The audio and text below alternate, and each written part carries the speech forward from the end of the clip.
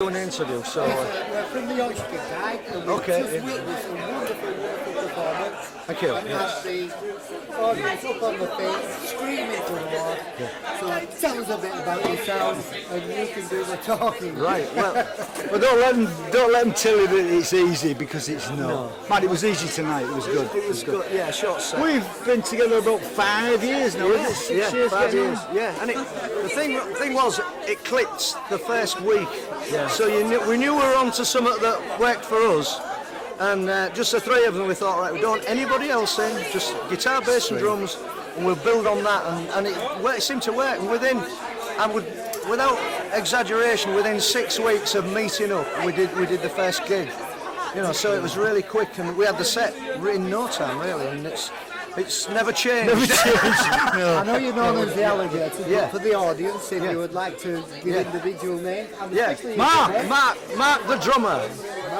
Mark's busy doing his own rodeo. Yeah, If you rodeo. could get a shot of Mark the drummer, that'd Yes. be nice. And have you been with them all the time? Yes, yeah, more or less, yeah. I think I missed the first few days, I think. Yeah, that was it. Yeah, First 2 days. he's a new boy to the band.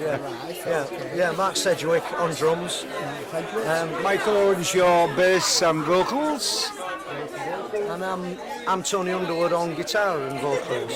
And I understand that you've got a gig coming up playing with the legendary Slack Alice. Yeah, Town Hall, October the 6th. No, it's 30th of October. Yeah, we played with them before at an outside. It was a biker gig, wasn't it? But it was like the foggiest gig I've ever played at in Burton Agnes playing fields. You couldn't see the audience. This sea mist came in.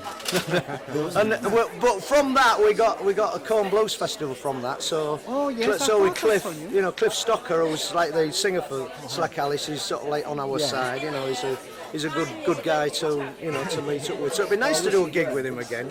Yeah, we were at Cologne last year. And we tend to do like the fringe bit of it, and we haven't made that big leap onto one of the big stages, which would be great if we could, because it means we wouldn't have to take our own PA. So it'd be a lot easier. One set, no PA to drag there. So apart from the forthcoming gigs, have you anything in the record line? I've noticed there's a few we've got 3 CDs out. We did the first CD during the first year, and it was mainly covers. And then we started on. After that, we did another CD a year later, and we wanted to really do some more of our own stuff. So we do joint compositions. Really, somebody comes up with an idea, and the others work on it. So everything we do is a joint composition, really, because we hammer it out between us. So that was the second one, and this last CD we sort of released it in January this year, and it's all originals, this one, and we're really pleased with it because we feel satisfied it's our stuff, and we feel as if our stuff works with the covers that we pick. Right. We didn't want to do one of these sets where you do somebody else's song, then one of your own, which sounds completely different to anything else, and then we try to do things that'll fit with the stuff we like to play anyway. Sounds like the Alligators, so it's Alligators style, really. So we don't try to No compromise. We haven't given in, have we? No, we've never had to compromise to doing Mustang Sally, except once. We did it once at York, and we only did it. Put a box on the floor and said, if we put some money in that, we'll play Mustang Sally. So I think we got £2, didn't we, in pennies? but with no compromise, you see. that's true. No compromise, no gigs. Well, the thing is, at our age, that there's no point in doing it. If you,